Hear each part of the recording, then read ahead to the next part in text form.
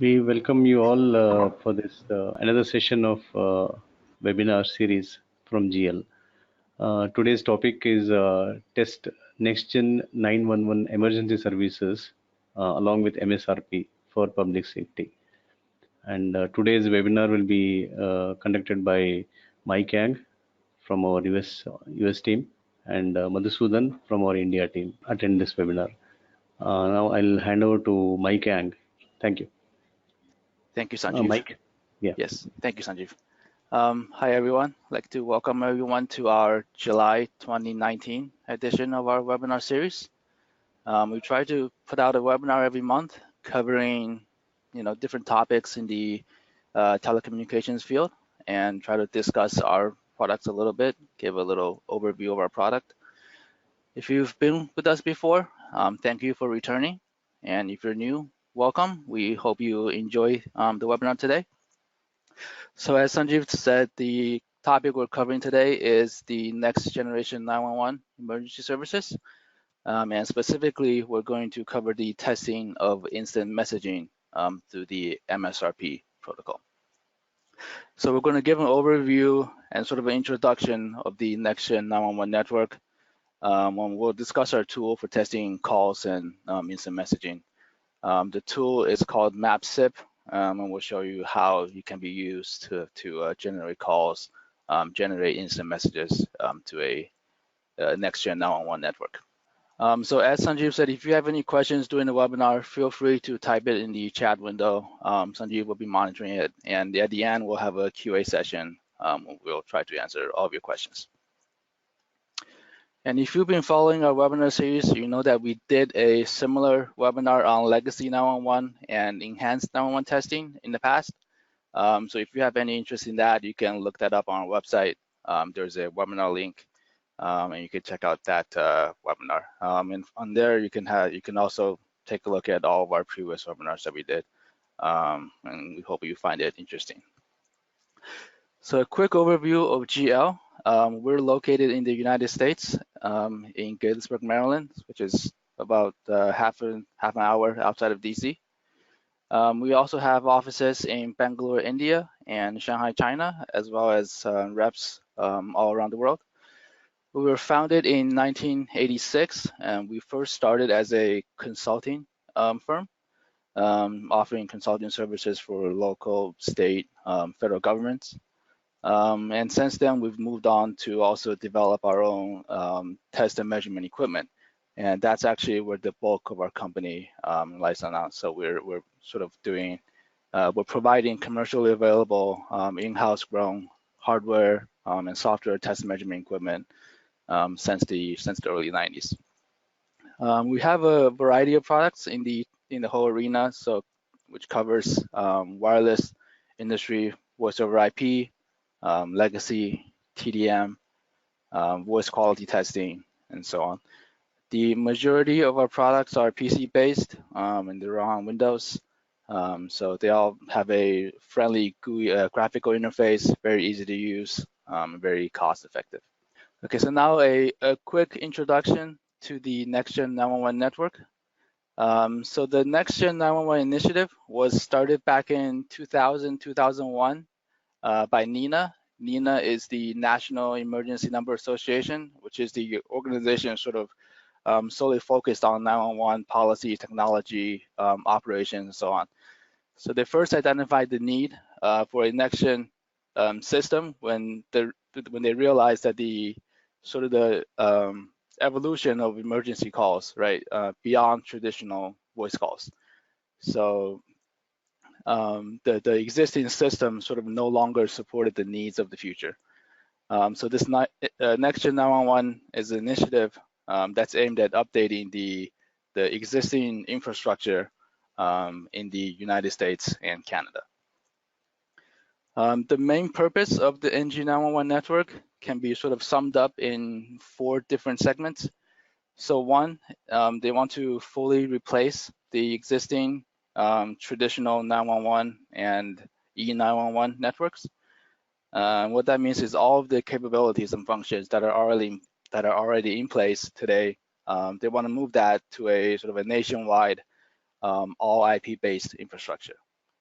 and all of the current services, service types must be continue to be supported during the transition to the next-gen network with no service dropouts.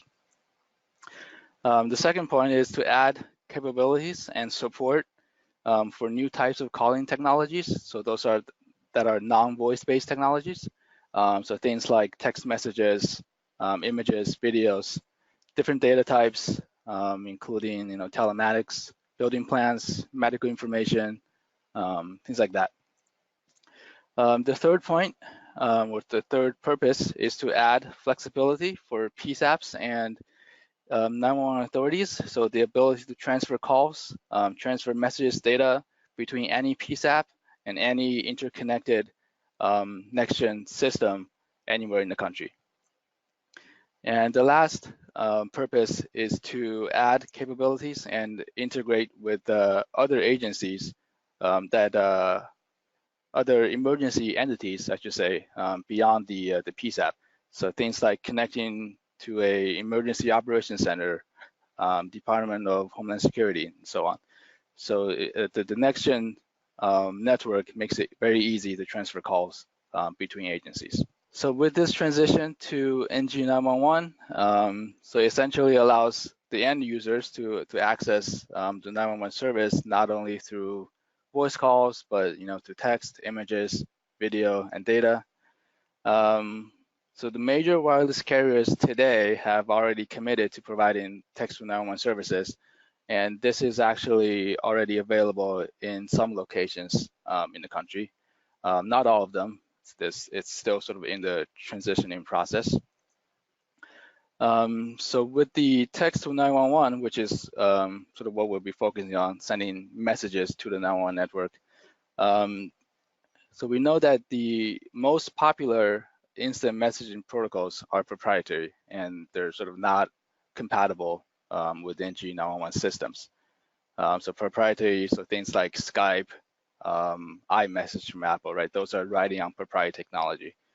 So NG911 sort of defines a standard for communication. It's called an I3 standard that defines a model of integration that's based on SIP. So everything that happens within the AG911 system, it's all SIP based. So that allows for sort of easy integration transition. So we're not limited to traditional or 911 specific equipment, right? So things like the camera trunk, which was used in the traditional and E911 networks, those are sort of specific to the 911 network. Those are no longer needed. So it's much more cost effective to run everything through a standard interface. So here are some of the terminologies that we're going to be using today. So just want to cover that briefly. The NINA IT standard. So this is the standard that defines the NG911 network. And it's basically an architecture for something called the ESINet. ESINet stands for Emergency Services IP Network. So this is a all IP based inter-network, right? So that can be shared amongst all of the public safety agencies. PSAP is the public safety answering point. So that's basically the call centers that are responsible for answering emergency calls. SIP is the main protocol that's going to be used for placing calls between, within the next-gen system. So SIP stands for Session Initiation Protocol, and it's actually probably the most widely used voice over IP protocol that's out there. So it's includes everything from making voice calls, video calls, messaging, and most of the VoIP call services are probably based on some form of SIP. Lastly, MSRP. MSRP is the Message Session Relay Protocol, and this is the protocol that defines defines the transmission of instant messages within the SIP protocol. So MSRP is actually riding on top of SIP. Right, so here's a sort of a view of a NG911 network. So on the left side, we have wireless and IP infrastructures that can be making calls to the ESInet, which is in the middle here. So this can also include PSTNs, enterprise services, and so on.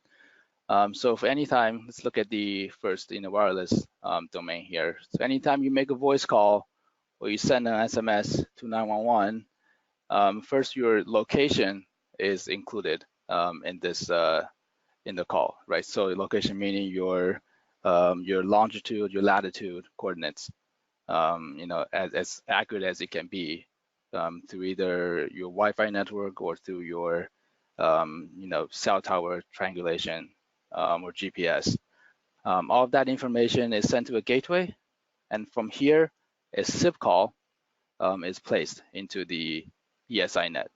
So this SIP call is going to include all your location information, and then once in the ESInet, right, it's going to figure out your location. Based on that information, it's going to route you to the closest PSAP to you. Same goes for the IP calls, right? If you're using an IP phone, that's already a SIP call. So we know your location, and then again, a SIP call is placed to the ESInet. And from the ESInet to the PSAP, to the call takers, so this is, again, all SIP now, right? In the traditional, or in the old E911 system, this could be a camera trunk, or could be a PRI line. So that's all transitioning to a SIP. So the ESInet can be a privately managed IP transport network, and it can be shared by multiple agencies. So it doesn't have to be a dedicated network that's only used for 911 services. Okay, so here are some example test requirements for the next-gen system. Right, so we want to perform bulk call testing for SIP. So that includes voice calls, video calls, so SIP plus RTP, as well as SIP plus MSRP, so instant message testing. So we want to be able to simulate these MSRP endpoints. We want to establish sessions, record all of the related transport statistics, and then capture the end result. So for voice calls, you also want to test different voice codecs, right? Whether it's narrowband or wideband. Measure the speech quality. What's the traditional, or what's the MOS score, the mean opinion score of the call. We can also do PESC, POCA, so those are voice quality metrics, standard voice quality metrics.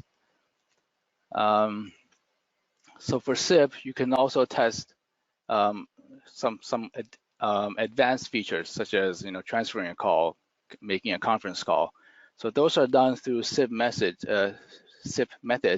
like subscribe or notify, or refer or info. So those are some things that you want to test. Make sure that the SIP message that you send is sort of conforming to the standards and it works as expected. And we can also test advanced features, so things like interactive media response. So for example, when you first text to 911, some sort of automatic response is going to come back, asking questions, and the end user is going to send a response back. So that's sort of the interactive part of a 911 system. So that can be, or that needs to be tested. And just some sort of a measurement tool for reporting that can monitor overall network health, signaling performance, call volume, and things like that. So our test solution, it's called MapSIP. So it's our SIP emulator that's going to be able to generate voice calls, video calls, instant message calls to a ESInet. And basically allows for SIP vendors or wireless carriers or service providers, emergency call centers, for them to test their application and make sure that it's working, satisfactorily and ready for ready for deployment, basically. Okay, and I think with that, I'll hand it over to Madhu, who is going to discuss our MapSIP solution. Yeah, hi everyone. Thanks, Maikang, for this detailed overview regarding the next-gen 911 network and what we offer to test this particular network. Yeah, in the coming slides, we'll be discussing in detail about our MapSIP emulator, which is the actual application which is capable of simulating SIP sessions, RDP sessions, and the MSRP sessions. So here's a MapSIP. The acronym MAP stands for Message Automation and Protocol Simulation. So this is our generic framework to simulate telecom-based protocols and generate bearer traffic for those specific protocols. MAPS has the capability to simulate almost all the telecom-based protocols, and we cover majority of the telecom networks, such as in TDM, we have MAPS, CAS, ISDN, and SS7, and we do have capability to simulate protocols at 2G, 3G, and the VoIP network. So, so basically, MAPS has three building blocks. Those are scripts, message templates, and profiles. Scripts are the actual engine for the application, which basically decides what messages to be sent and when to send and what are the responses for the incoming messages. And it overall handles the entire protocol state machine. So this script comes as a package within the application where we cover almost all the SIP protocol related call scenarios. So this script in turn has message templates and profiles where it will be accessing the message templates and the profiles to simulate the SIP call flows. So message templates are standard SIP signaling messages that are defined as per the RFCs. So it will be having all the mandatory SIP headers and few of the optional headers that are required to simulate a SIP call. And profiles will be used where user will be defining all the variables within the profile, and this will be populated into the message template when we simulate a call. So these GL scripts are built using proprietary GL scripting language. So with respect to MapSIP, we are capable of simulating different SIP entities such as user agent client, user agent server, intermediate proxies, redirect server, registrar server. And at the IMS network also, we are also capable of simulating proxy call session control function and serving call session control function. So basically this MapSIP is a lightweight software-based application. So it doesn't require any hardware. Like we basically run this application on a Windows-based machine. So Windows 7 and above. It has a very easy to use graphical interface and incredibly flexible architecture for customized testing scenarios. So these are our MapSIP highlights, which can be broadly classified as signaling, automation, and traffic capabilities. So regarding to signaling, so as I explained the framework of the maps, it is based on scripts, message templates, and profiles. Since SIP is a text-based protocol, so we can use any of the text editor to process SIP valid and invalid message templates. So here valid message templates will be as per the RFC, that is 3261. So invalid message templates would be a scenario where the user wants to validate his SIP parsers or grammar. So what happens, how a device under test would behave for invalid SIP messages. So that scenarios can also be tested, and it supports complete customization of the SIP headers, SIP call flows, and the message. So supports complete customization of scripts and also the parameters within the profile. So it is scripted call generation and call reception. Like we have a fine control over the call generation and call reception since it is a script-based application. So we support UDP, TCP, and TLS transport types. We do have IPv4 and IPv6 capabilities. Handle retransmission of the messages with specific intervals or as per the protocol specific intervals, defined timers. And with respect to SIP call features, we have capability of joining the conference call, emulate blind call transfer and attended call transfer, suspend and hold existing SIP session using re-invites. So automatic call rejection, and also the ability to send silence packet when the call is in idle mode. Along with it, we have the ability to send a reliable provisional response, that is 183 session progress for early media sessions. And it has the ability to implement IP spoofing. So this would be very useful when within the single application, we will be able to simulate different user agents. So using the mechanism of IP spoofing, we simulate different user agents so that each of the user agent looks like it has been calls have been simulated from the different IP.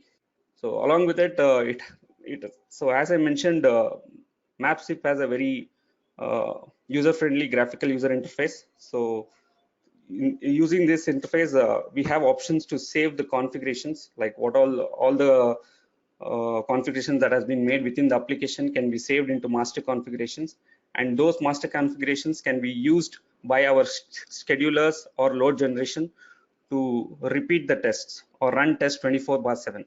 So this application gives repeatability, where users can perform some regression testing on the network or the device under test.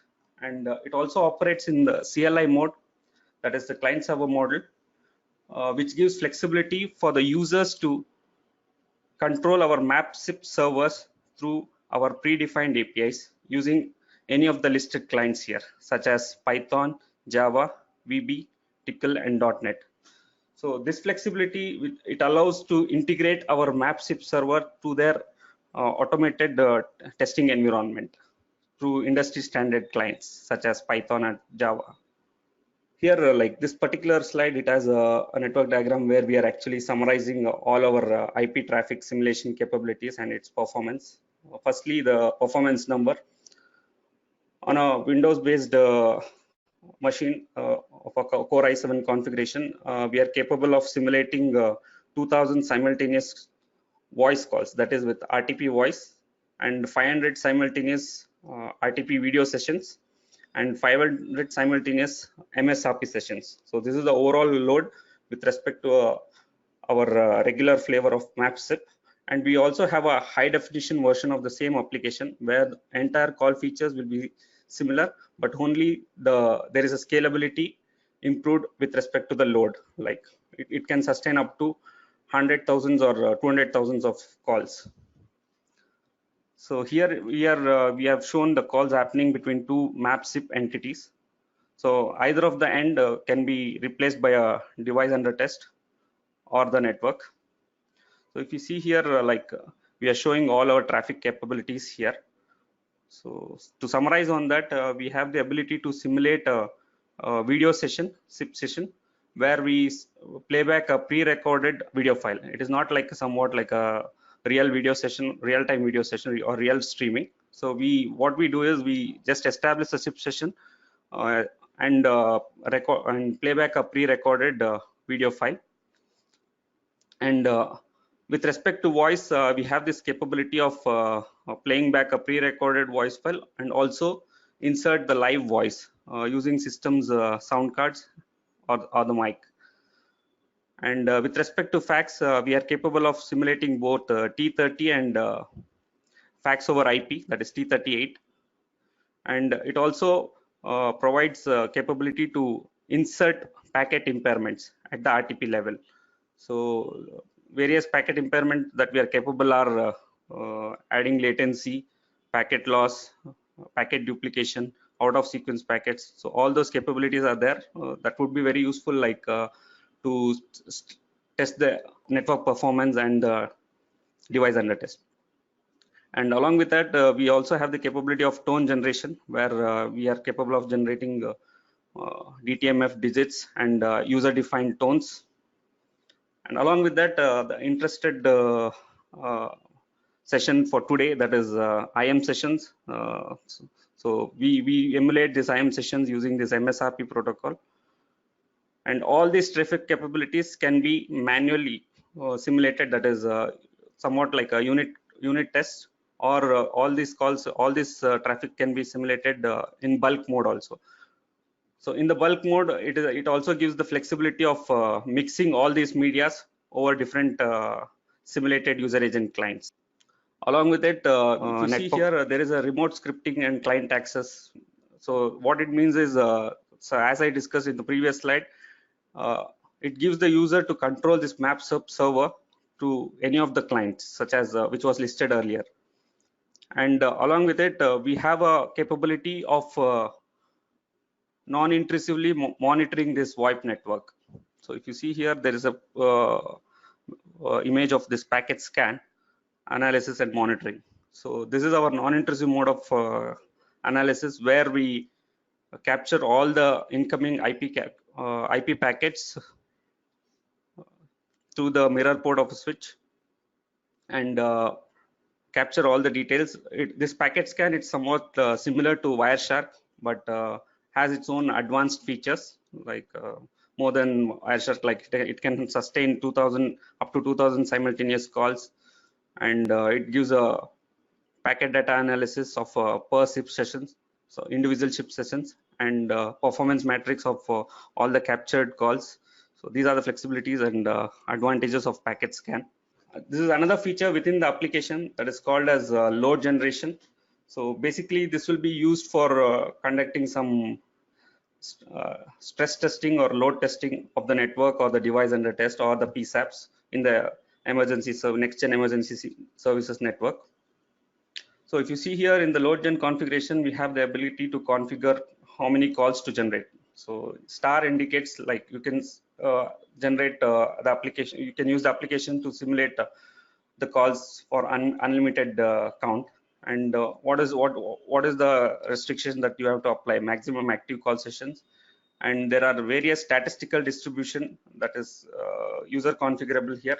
So we have different statistical distribution, that is uniform, ramp, sawtooth, fixed, normal, and each of this statistical distribution can be configured and mixed. Like there are possibilities or options to provide multiple distributions also, and user can also selectively select a particular call control script for each of the distributions.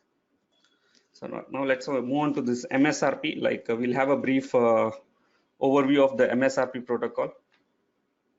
So message session relay protocol. So as explained by Mike, it is a text-based connection-oriented protocol for transmitting a series of related instant messages in the context of a session. So this is basically like these MSRP sessions are similar, are established in similar ways, where a SIP session establishes a voice or a video session. So we have examples of invite offer, where we are highlighted the STP attributes that are involved in establishing a MSRP session. So if you look at here, we have highlighted the M line, that is the media line, which indicates it is an MSRP session. So, and the port on which, MSRP port on which it is listening, the accept types. So it can be a text plain or a MIME content. So what it is going to send in the MSRP session that is being negotiated in the invite offer, and the MSRP URI. So this will be the key, like where which identifies the MSRP endpoints. So MSRP URI is nothing but the uniform resource indicator of that particular MSRP endpoint. So it can be like, if we go in detail about this MSRP URI, like it is the host address followed by the listening port, that is MSRP port. Default it would be 2855.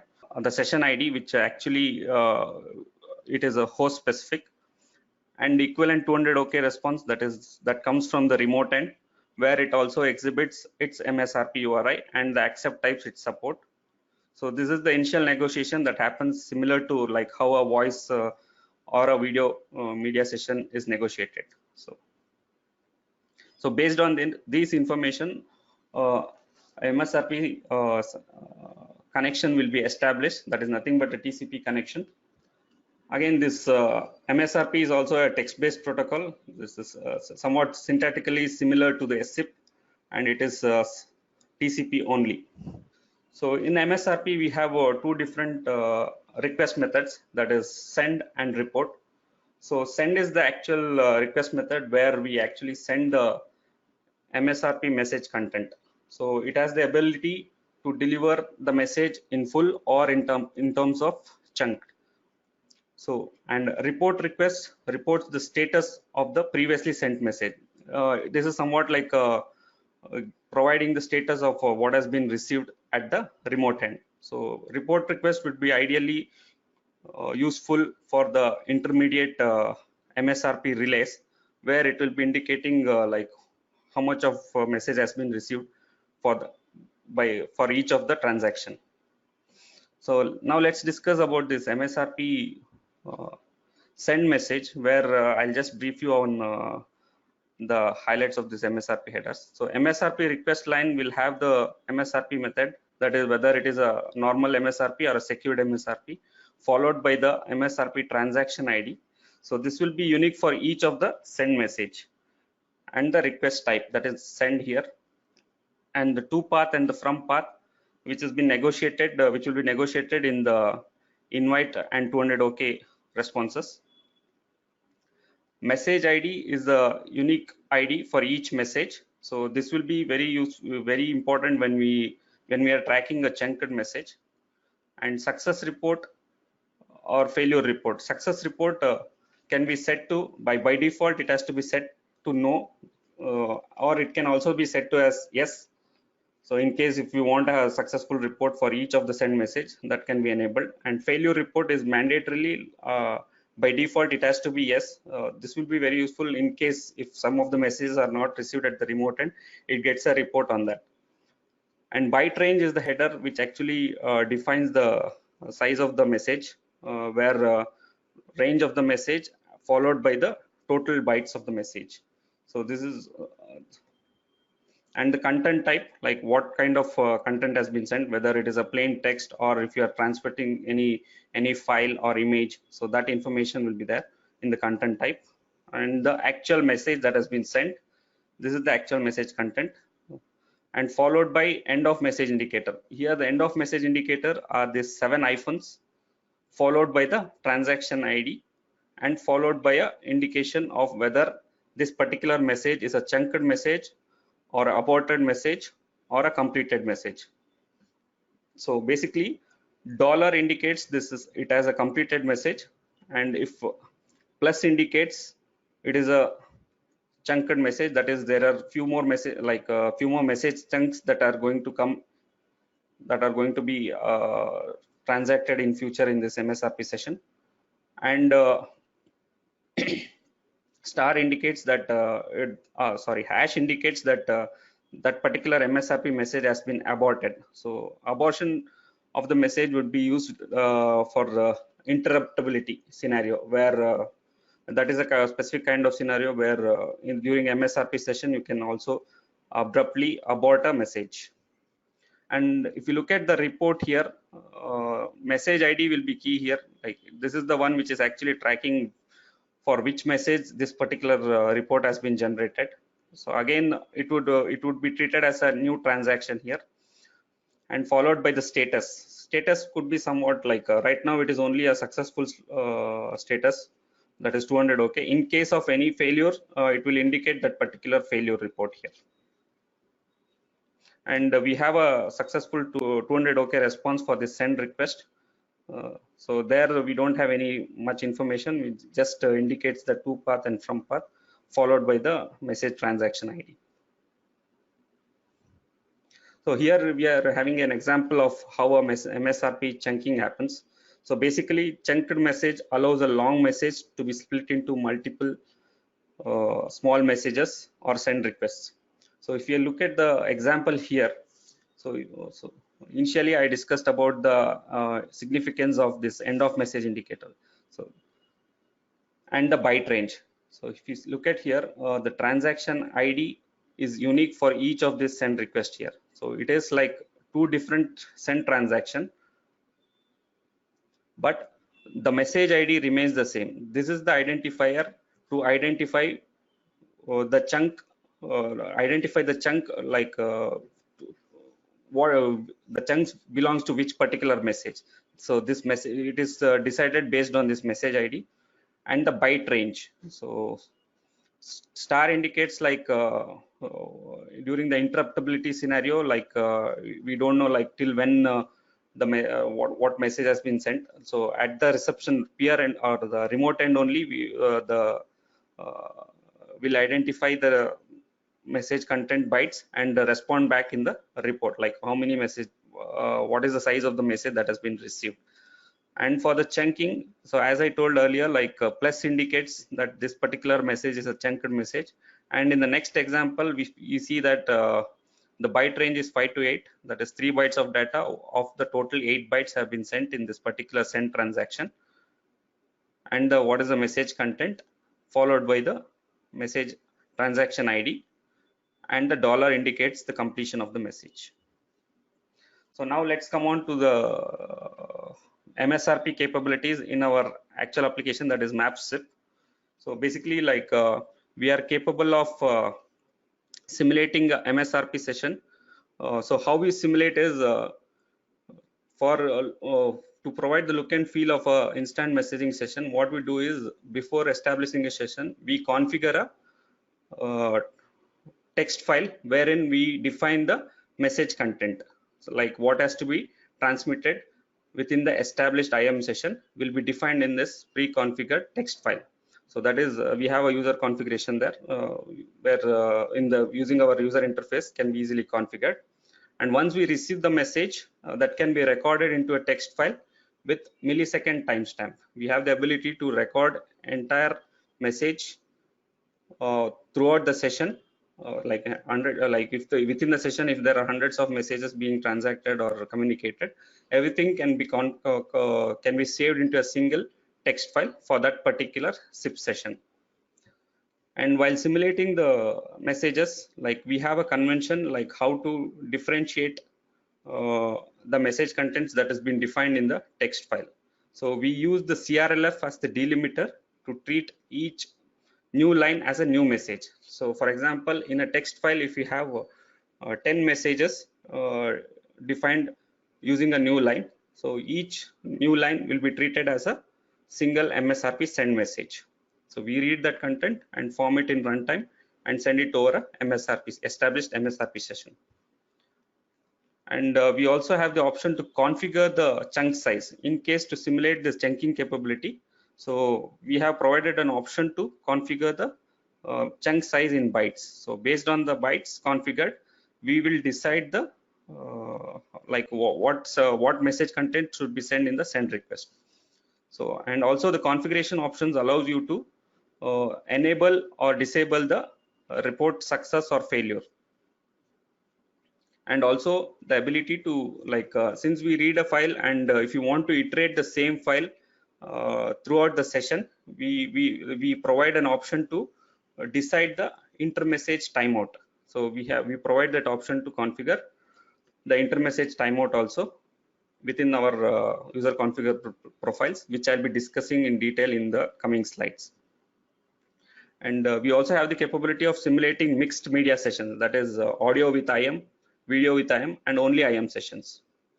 And we provide per call statistics for each MSRP session, and also the aggregated statistics that has been similar, like that would be a summarized overall statistics of entire MSRP sessions that has been established using our application.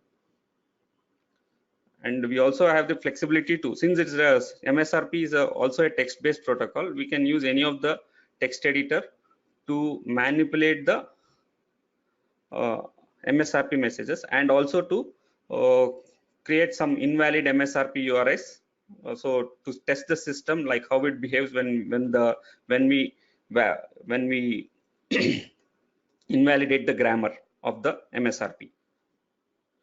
So we are, as discussed in the earlier, like we are capable of simulating up to 500 simultaneous MSRP sessions. So this is just an example of typical IM simulation between two SIP MSRP endpoints. So as discussed, like the MSRP URIs, like the MSRP endpoint information will be offered in the invite, and the remote ends information will be answered in the 200 OK. So based on the MSRP URI information, we establish a TCP connection for the MSRP session, and once the session is successful, we start sending the MSRP messages that can be a send request or a report and a successful response for the sent message. And the send message can be chunked also, like as discussed, like the chunking size can be configured. So, and the session can be terminated as per the user control. So this is our user agent profile configuration. This is the entire profile group where we configure all the user agents that we simulate in that particular instance. So if you see here in the screen, like we have 10 different profiles configured. So each of these profile can act as an individual user agent or a MSRP endpoint. So each profile, we have highlighted some of the key parameters here that will be used for simulating a SIP RTP or SIP MSRP sessions. So if you have look at here the call type. So I told that like we have the capability of mixed media session, that is IM only or audio IM or video IM. So the call type decides that, like whether it is an IM only call or a audio and IM only call, IM call. And the contact address is nothing but the SIP URI, like where you will be using this particular contact address to establish a SIP session. So in case of IP spoofing, the configured IP, if available, we create that virtual IP address and start sending the SIP messages using that contact. And the to address is nothing but where we want to send the call, or place the call. And there are other parameters for whether to enable TLS, that is secure transport, and enable SRTP or disable that, and MSRP parameters. This is where we actually configure the MSRP media IP address, that is on which the MSRP session has to be established, and the MSRP accept type list. So for now it is only text plain, and RTP media IP address, codec options, like in case if you are simulating a IM with audio call, so this will be important. And the IM mode, like auto text, means that once the session is established, SIP session is established, if it is configured as auto text, we start sending the MSRP send messages based on the configured text file. So, and in case if it is manual, there is a user intervention required where he applies a particular user event to start sending the MSRP messages.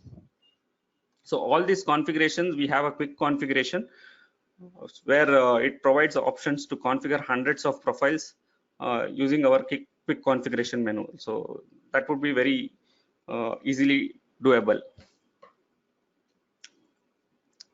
So this is our similar to call configuration. We have a traffic profile which are both interlinked using the sub profile name. Say if profile 1 will be indicated within the user agent profile, and we have a traffic configuration where we configure all the traffic related capabilities. Say for example, if once the SIP session is established, if you are playing back a pre-recorded voice file, that can be configured. So for now, like since we are concentrating on the MSRP calls, like we have highlighted only the MSRP related text message configurations. So we have classified the MSRP traffic configuration as send IM and receive IM. In the send IM, like we configure the input message. Like this is where we define the message content, like what all the messages should be sent once the MSRP session is established will be defined in this MSRP input message text. And followed by that, there is IM file iteration configuration. So this is nothing but how many times you want to iterate the same set of messages throughout the MSRP session. And the intra IM timeout is nothing but what should be the inter message time, like how much duration it has to wait for sending the next message. And IM chunking size in bytes. If configured to 0, like we don't chunk the message. If specified, if any value is specified, if the configured message in the text file exceeds that particular chunk size value, we will be chunking that particular message, and that would be handled as per the protocol. and we have options to enable the success and failure report here. Similarly, we also have an option to send the timestamp in the message content in real time. If this is enabled, while sending the message content in the send message, we will be prefixing the date and timestamp within the message content. So this would be useful in some scenarios where they will be tracking the time of the message, like when that has been sent within the MSRP message. And at the receive IM, we have options to configure the where we want to track the incoming MSRP message that can be saved into a text file. That path will be specified. And if you want to enable the log time, like when the message has been received, if you want that information also be to logged in terms of time or date, that can also be done. So here is an example where you can quickly configure the MSRP input message text. So here in this example, we have defined, say for example, there are 4 lines of message. So as I told, a new line will be treated as a new message. That will be a new send request in the MSRP session. So here it is our main user interface of the MapSIP application. So this is a call generation window that we are showing right now, which is an example of audio and IM call. So if you see here, there are configuration menu, emulators menu. So using these menus, you can actually configure various call parameters, call related parameters. And in the script call generation, we have the option to add the scripts. So for example, here in the screen, we have added the SIP call control, which is the default script to simulate a SIP call, and the profile. Profiles are nothing but the user agents that we have actually configured in the end user configuration file, that is the user agent profile that we discussed in the previous slide. So what user agent you want to simulate, that can be selected here, and once we start, the calls will be initiated, and once the call is we have a status of the call and the result of the call, and user can also configure the iterations, how many times you want to iterate that particular call. Can also be like, this would be useful in some kind of regression kind of testing where you want to repeat the tests. So, and after establishing the call, we have a message sequence pane where we provide the ladder diagram of the sequence of messages that has been exchanged between the SIP entities. So if you see, along with the timestamp. So if we select any of the message, we provide the complete decode of that message here. So for here, I have highlighted this invite message where we have multiple media lines being offered. So this is somewhat like we have offering the audio line and also the MSRP, that is message media line, and its information like what is its port, and the RTP map of that particular audio codec will be also listed, and similarly MSRP related information is offered here. And if you look at here, like as in the previous slide, I had explained that we have configured 4 different messages within that input text file. So if you see here, there are 4 send requests being sent here, and equivalent successful response and its report. And also along with the MSRP, voice file is being played back within the same session. So now let's move on to this IM only call generation. So this is an example of IM only call where in the invite offer, you can see that there is no audio or video related information being offered. So it is purely a MSRP session that is being offered. And the chunking capability, say for example, if the user has configured the IM chunk in the traffic profile, say for example, here we have configured it as 25 byte. So in the send message, once the SIP session is established, we send a message for this MSRP. So in the send message, we can see that the message is chunked. So if you see here, byte range, it is set as 25 bytes. So this particular first line of message in my input text, it was the size of 50 bytes, but it has been chunked because of the configuration that we had done here. So only 25 bytes of data has been transmitted, And if you see the end of message indicator, it has been configured like there is an indication that this is a chunk message. Now if you look at the we are highlighting the second send message, which is also a chunk of the previous message. So here it is like remaining bytes has been transmitted and the equivalent message content, and the dollar indicates that this is the end of this message chunk. Now we are just showing like how we log the incoming MSRP messages. So if you see here, like we had configured a path where we want to save the incoming MSRP message logs and the file convention that is used to create the log files, and we had also enabled the log time. So if this log time is enabled, you see here in the saved file, we can see that there is a RX time that has been logged in the text file. So these are that's with the MSRP simulation. So as I told, like we have the ability to provide aggregated statistics of the MSRP sessions. So in this window, like you can see here, total MSRP messages sent, total MSRP messages received, the count, and also the size of the message bytes. That is the overall size that has been sent and received has been logged. Now we have another option for statistics of the messages that has been extended. These are the SIP signaling message statistics. So what is the message type, and what is the count of messages, received count, and if there are any retransmission, those count will also be there. Along with that, we do have the call statistics also, like how many calls have been emulated from that particular maps application. So also we highlighted about our capability of RTP voice quality measurements. So here we are just explaining like how we actually provide this aggregated voice quality measurement for each of the RTP sessions. So in the RTP based voice quality, we do provide measurements for mean opinion scores and the R factor, and call quality metrics includes various listening MOS, conversational MOS, packet loss, discarded packets, out of sequence packets, delay and jitter, which are actually classified in this window here. So if you look at here, so we have all the active sessions, completed RTP sessions count. So right now it is 10 sessions.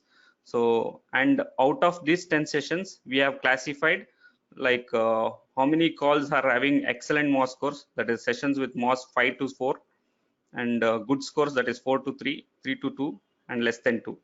So if you look at here, like 90% of the calls, like that is the 9 out of 10 calls are having excellent MOS scores. One is having a degraded MOS score, that is a good score, still a good score, that is in the range 4 to 3.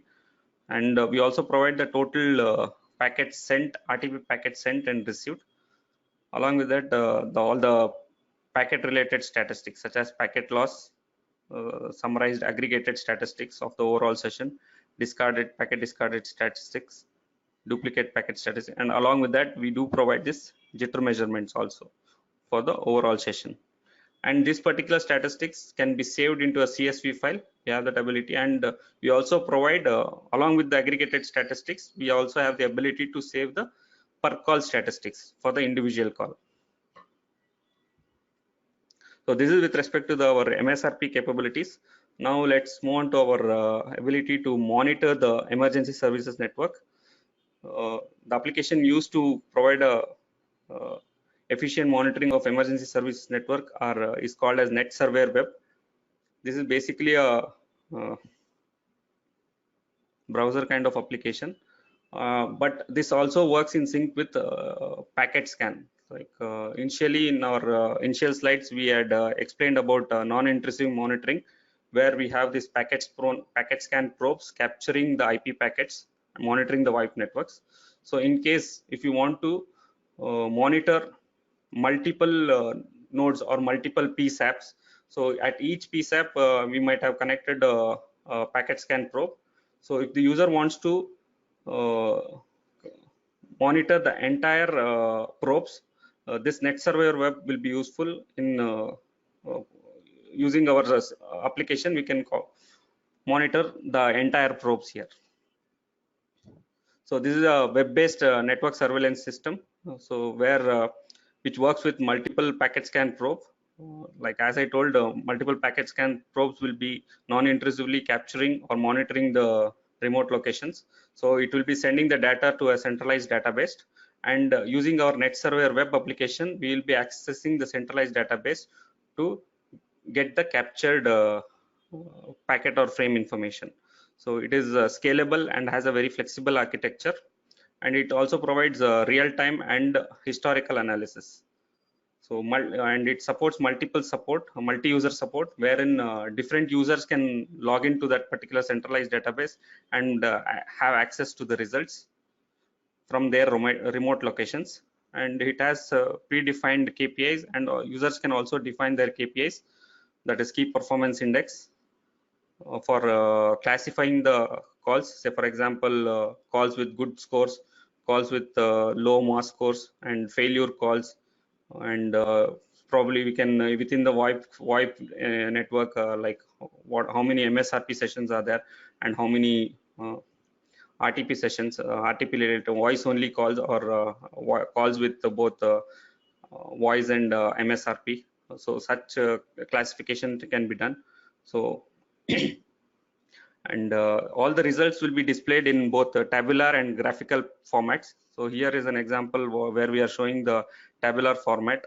So we have highlighted the protocol type as VoIP, where it is listing out all the calls which has the capability to list out all the calls for VoIP domain, VoIP network. So and individual calls can be filtered here, and you can have a look at here, like what is the MOS for that particular call. And the call, if you click on the call flow, it gives the complete ladder diagram, like sequence of messages that has been exchanged for that particular session. So this will be very useful, like if you want to analyze per session, or if you want to track the network, like how it is behaving, how many calls have been placed. So overall monitoring of the network will be done using this NetSurveyor Web. And it also has the ability to generate reports and alarms. So reports and alarms will be useful, like to indicate the network admin or the technician who is monitoring the network about any malfunctions in the network. So for example, if a network is loaded with too many emergency calls, we can provide an indication to the network admin or the technician about that there is a significant increase in the load for emergency calls, and some failure calls also, or the calls with low MOS scores, that can also be reported. So here it is a graphical reports, like all the captured data is represented in graphical format. So if you look at here, one example of sessions with conversational MOS over the 10 days of data is been displayed here. So we have a color code to identify. Say for example, 8 to 9 is a desirable CMOS calls which have good MOS, and red is the calls which have acceptable CMOS, and the violet color indicates that that is nothing but 124 not recommended CMOS, that is having very low CMOS. So this is overall like similarly, like we can classify the reports based on the KPIs that has been defined within the NetSurveyor Web application. So as I told, we can provide alarms, audible alarms, visual alarms, and also log the statistics. So this will be useful. These alert types can be email alerts, visual alarms, audible alarms, and also log to a file. So this will be like as I told, one example is where the network is bombarded with some specific calls. Then if we, using the NetSurveyor Web, we can indicate the network admin that something is going wrong within the network, or the calls have been degraded. Such information will be useful for the network admin. So this is one example where when we send an email to the admin or the technician about an alarm or alert, so we provide the CDR view. So for example, this could be calls which having low MOS scores or something like that, and a detailed report of that particular CDR also. Thank you. Like we are done with the webinar, and hey, for any technical questions, please post. Yeah, thank you, Madhu. Thank you, Mike. We have few questions. Read out those. Yes. Yeah. if I mean, there is a one question where they are asking if they have a registrar and a SIP client for generating the calls as a UA, whether maps can I mean in the format of video or IM, will maps can handle those kind of calls? Yeah, as I mentioned in the initially, like we are also capable of acting as a user agent server also. That is like we act as a call receptor here. So the incoming messages will be intended towards our user agent clients. So we act as a call receptor here. That can be done. And what about the video? Yeah, video sessions also we do support. So here in the video session, like when we act as a call receptor, maybe we can like we don't have an interface to display the video, but we can still record it to a HDL file. That is, HDL is a GL proprietary file. You can still record that with respect to the video session. Okay. But to highlight on this video, like we support only like H.264 and H.263 and VP8 video sessions. Okay. I think that's about it. We don't have any other questions. Okay. Yeah. Thank you everyone for attending this webinar. Thank you, Mike, and thank you, Madhu. Thank you. Hopefully Thanks, everyone. we'll meet again. Yeah. Thanks, Sanjeev. And thanks, Thanks, everyone. yeah.